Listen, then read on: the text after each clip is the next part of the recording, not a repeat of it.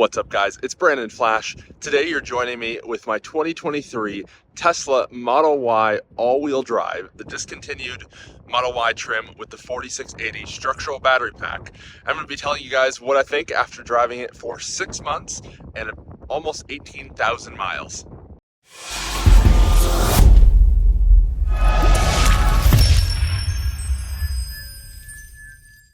So like I said, this is my 2023 Tesla Model Y all-wheel drive, and that's actually the previous entry-level trim level. Now they have the rear-wheel drive with a different battery pack, but this was the all-wheel drive trim, not to be confused with the apologies for the wind.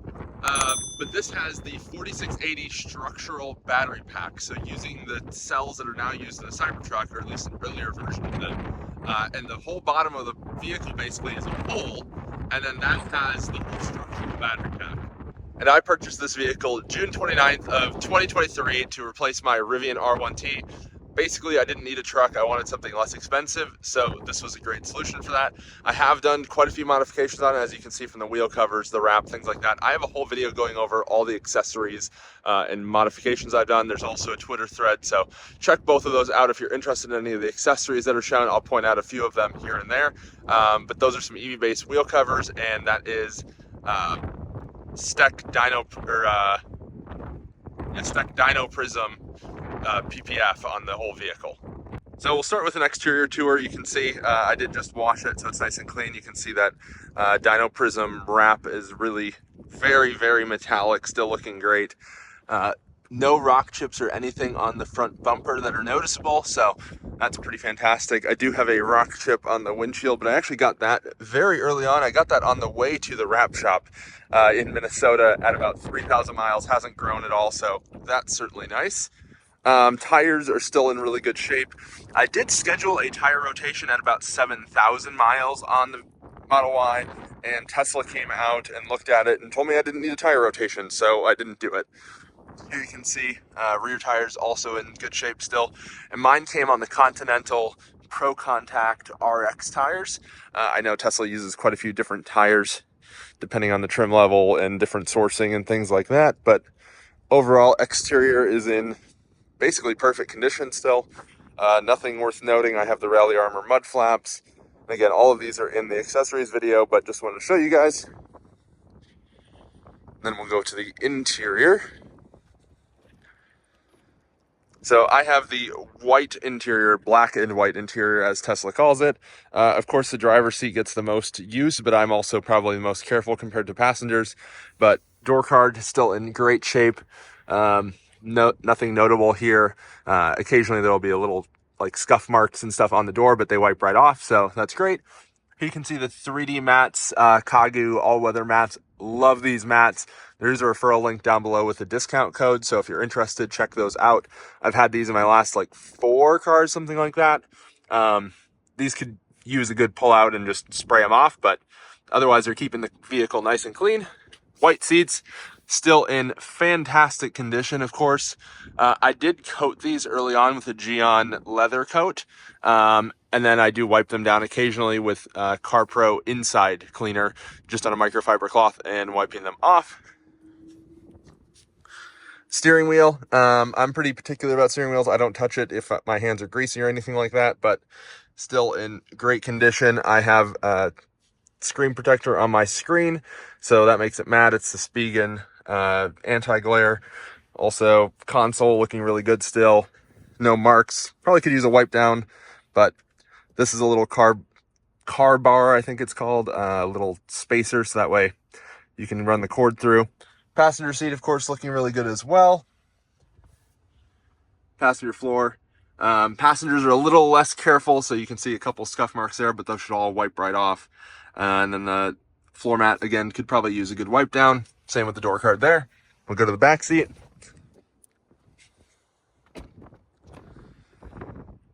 Don't have backseat passengers all that often, but every once in a while. And I keep my car pretty darn clean, so yeah, nothing really worth noting in the back seat. I did add a test camp fridge. Huge fan of this, actually. I really enjoy that. I like that I can reach it from the door. Looks like I did end up with some scuffs there. Not entirely sure how that happened, but it's a car. It happens. Not too concerned about it.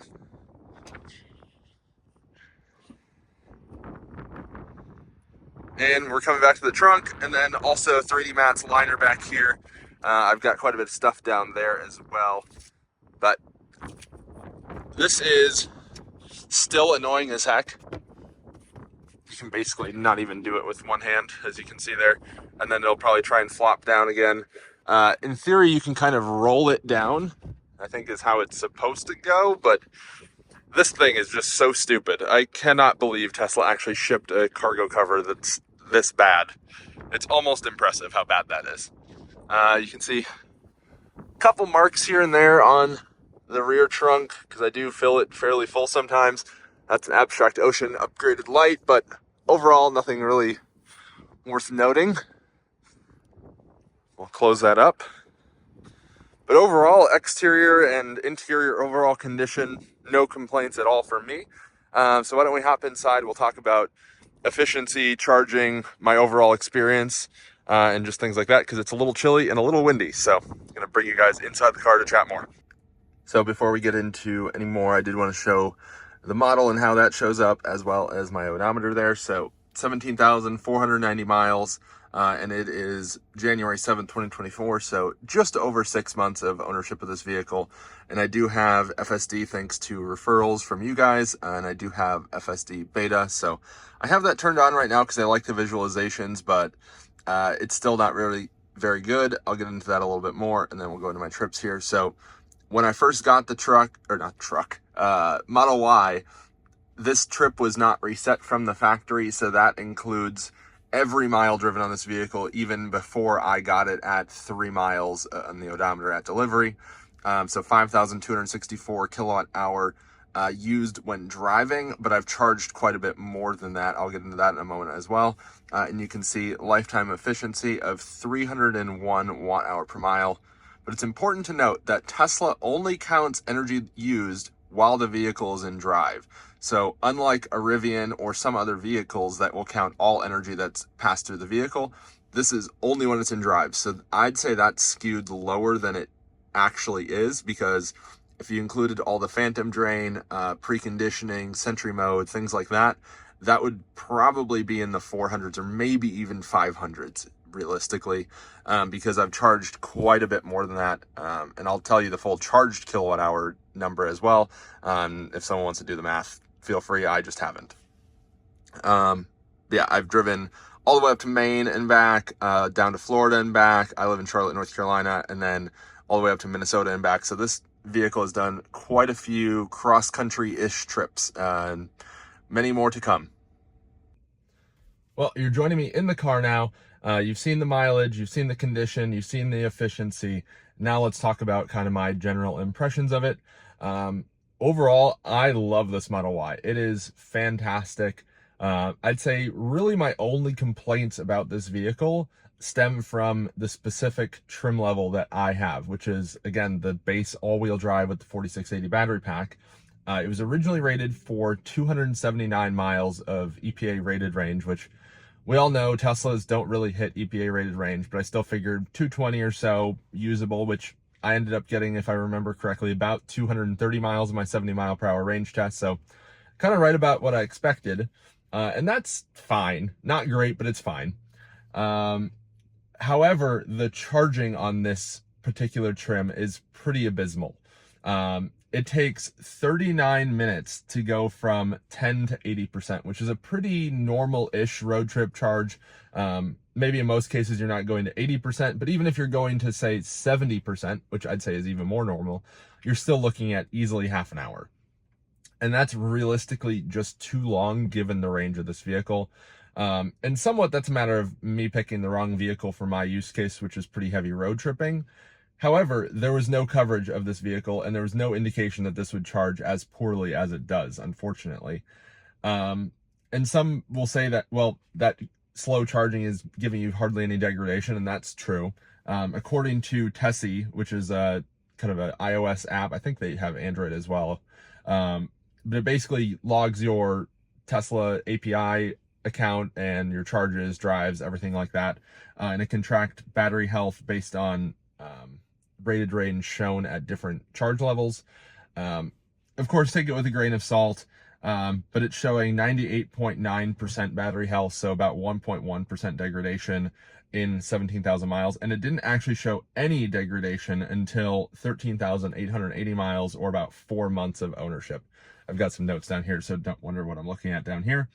So yes, that's good, but the 2170 cells in the normal Model Y and Model 3, like the long range, those don't exactly have a degradation problem. So you're giving a trade-up of poor charging, but you're not really getting a benefit. Sure, and long range might lose 4 or 5% in the first year, but that's totally normal and plateaus significantly. So a Model Y long range with over 100,000 miles probably has only lost about 10% of its range. And that's totally normal. And even as it gets up to 200,000 miles of range, it might only have lost 15%. So like I said, it plateaus, not completely, but it slows down the degradation significantly the more miles and the longer you have that vehicle. And typically with Teslas, at least, from what I've seen, there's a large time-based degradation factor, more so than mileage-based degradation factor. So the longer you have it, the more degradation you have, regardless of the mileage that you've put on it. So again, I personally have no concern for degradation on any Teslas, so sure, this might have marginally less degradation, but it's marginally less than what was already totally fine. So it's really not a notable improvement that's changing anything in how you're actually keeping the vehicle or the longevity of the vehicle. And in theory, you don't have the cycle life longevity either, because this is not an LFP pack. So unlike the Model 3 rear-wheel drive, which has an LFP or lithium iron phosphate battery pack, and those you can charge to 100% daily, this is not that. And a lot of people have confused the 4680 battery pack with an LFP battery pack, and they're not one and the same, and they're actually different. You cannot charge this vehicle to 100% daily, and Tesla actually recommends 80% daily on the 4680 Model Y, as well as every other non-LFP Tesla, as far as I'm aware. In my ownership, I have done 25 100% charges, according to Teslafy. And I have charged it 6.71 megawatt hour. So that's energy that was actually through the charge port, not that went out. So looks like I used about 1.5 megawatt hour additional charging versus that went out for driving. So like I was mentioning when I showed the efficiency, there is a pretty large gap as far as battery pack energy used versus driving energy used. And that's definitely something worth considering in the overall lifetime efficiency of a vehicle, because if that's how much the gap is at 17,000 miles, imagine at 150,000 miles, you're using quite a bit more energy. And I do use preconditioning quite a bit, and I leave Sentry mode on almost all the time. So mine is probably higher than most, but it's still quite a bit. And that was 59% DC charging and 41% AC charging. So like I've said, I take this car on a lot of road trips, and thanks to you guys using my referral link, which is down below. So if you haven't, or if you don't own a Tesla already and you're considering one and my videos have helped, definitely I'd recommend using my referral down below. You'll get benefits which vary over time. Right now it's 3 months of free FSD. But thanks to you guys using that, I've had free supercharging and free full self-driving basically since I got this car. So even with pretty heavy supercharging usage, I've spent very little money charging this car. I also have free charging at my apartment, which is very convenient. So cost of charging is negligible at best. I think I've spent like $500 on charging in 17,000 miles. And most of that was when I first got the Model Y and I did a road trip down to Florida. And that was before I had any referrals to then redeem for charging miles. So that was just before that. Back to full self-driving. It's still pretty mediocre in my opinion. Apparently version 12 gets better, but I don't have it, so we'll see. Hopefully it does, because currently I'm on, let's see, 11.4.9 is the FSD beta version, and it's still not that useful. It still drives like a drunken teenager, and you still have to pay more attention than if you were just driving. So realistically, I just don't even use it. We now have the high definition parking assist, as Tesla's called it, which is basically just rendering the world around you as you're in kind of close quarters parking. And it's cool, but I don't really think it's that useful. They took away any of the measurements or distances that are shown. And yes, it's an improvement from what it was before, but what it was before was the car thinking that I was literally parked on top of other cars. So anything is an improvement from that. It's cool. It's kind of a party trick, but it's not that useful. I still don't trust it to actually help guide me into spots. I'm realistically looking at my cameras and using my eyes far more than I'm actually using the high def park assist on the screen, because I just don't trust the render to show me everything I need to see versus my own eyes. And I really wish that Tesla had just given us 360 cam. That would be far more useful in my opinion. Or instead of taking away the ultrasonic sensors, they could have just left those. I would have much preferred ultrasonic sensors. There's a reason pretty much every other vehicle on the market uses them. They work really well. And same goes for auto wipers. They're still pretty bad. They work actually pretty well when it's actually raining, but they false trigger so often. I'll just be driving down the road on a perfectly sunny day and then my wipers will go off for no apparent reason. And then it'll start smearing bugs, and then it'll keep going off because then it thinks it's actually raining, and it's just, unless it's raining, I basically have my wipers off, versus on other cars with auto wipers, I've been able to just leave them on auto and then not think about them ever. That's not the case on this Tesla, unfortunately. I wish that was the case. And they could have just added a rain sensor and it would have worked far better. There are no rattles on this car. This car is probably the best Model Y I've ever been in. And I actually traded cars with Kyle Connor from Out of Spec for a day when he was in town here in Charlotte. I took his Rivian for the day. He took my Model Y. And when he drove it, he actually said this is the best Model Y he's ever driven. So I don't know if I just got a very well-built Model Y or if all 2023s or all of the Model Ys with the 4680 structural pack just are really well built, but mine is fantastic, and that's really all I can comment on in this video.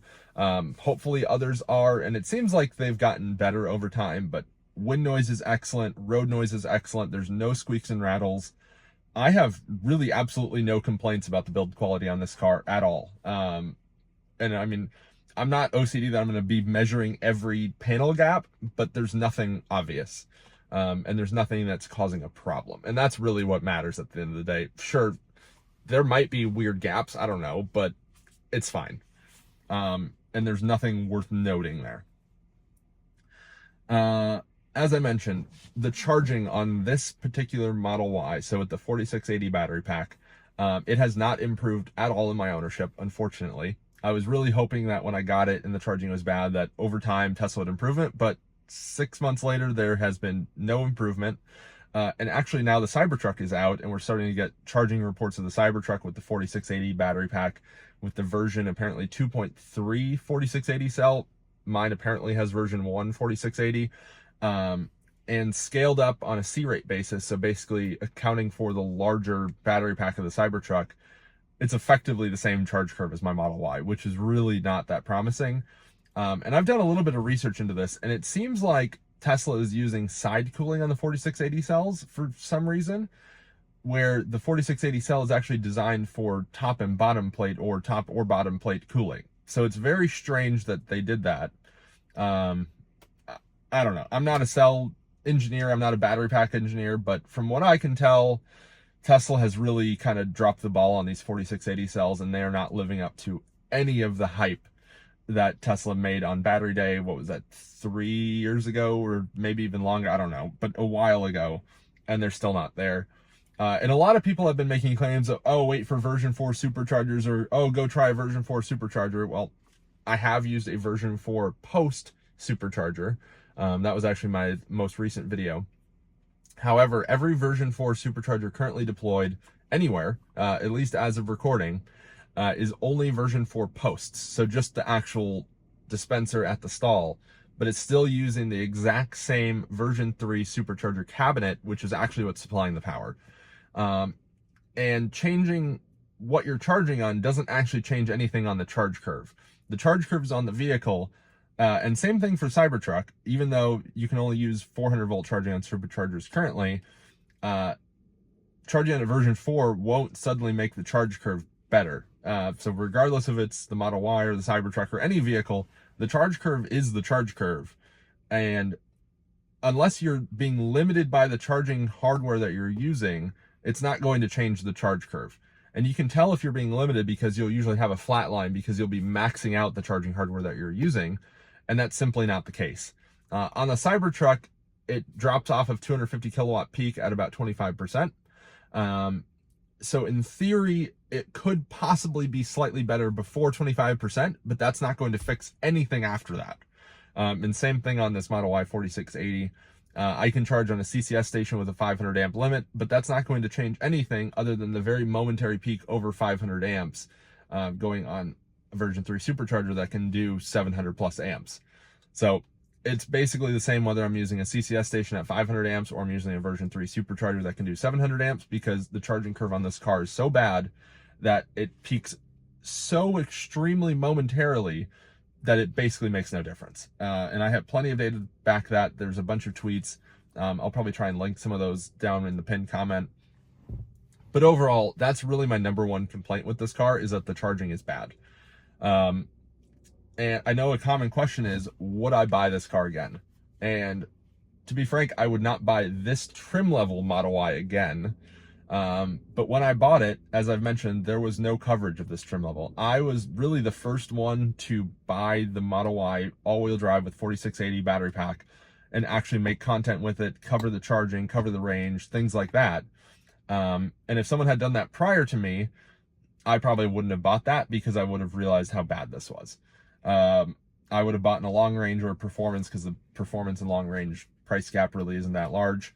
But I did like that it was slightly cheaper. I mean, I think it was like $2 or $3 grand at that point. So I paid roughly 48 for this with the blue exterior, the white interior. And now you can get a performance for that basically. So Tesla prices have come down. If I were to be buying now, I would buy either a long range or a performance, probably a performance, and then swap on smaller wheels. But there's also some very compelling cars in the used market these days. And with the superchargers opening up for non-Tesla EVs very soon, the supercharger advantage is kind of shrinking in that regard, at least as soon as adapters are available. But just to give some examples of some of the vehicles that you can get on the used market that are extremely compelling, you can now get a Rivian R1T on the used market in the 60s. You can get a Volkswagen ID4 in the high to mid 20s. You can get a Volvo XC40 Recharge for high 20s, low 30s. You can get a Polestar 2 in the mid to high 20s. And there are just some extremely compelling values on the used market right now. And a lot of that advantage that Tesla had with the supercharger network is gone once that's opened up. And I think there are a lot of things happening in the charging space that will improve that public charging non-Tesla experience. And for most people, they realistically don't actually road trip that much. I'm an anomaly with how much I road trip and how much I depend on public fast charging. But for most people, they're just going to be charging at home and taking occasional road trips. And they can probably live with a few charging experiences that are maybe not ideal, but will improve with time. And I'm pretty certain that that will be the case.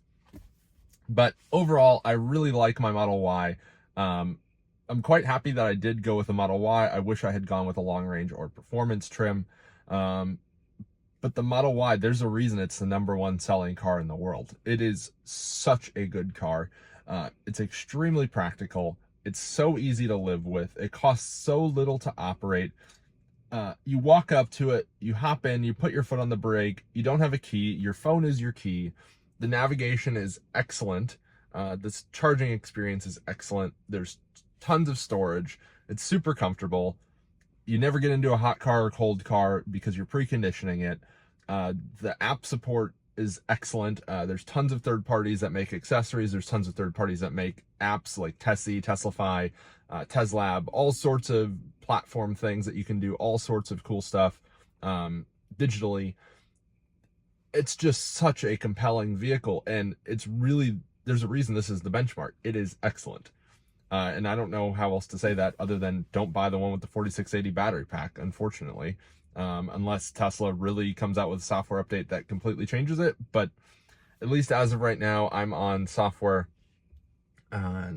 2023.44.30.7, which was the holiday update, and there's no change to the charging performance. I specifically went out and did a charging test just to make sure that Tesla didn't sneak in a charging performance improvement, but unfortunately they haven't. I wish they had. Anyway, if you watched this long, thank you for watching. If you haven't already, hit the like button, hit the subscribe button. Thank you guys for watching. I'll see you guys on the next one.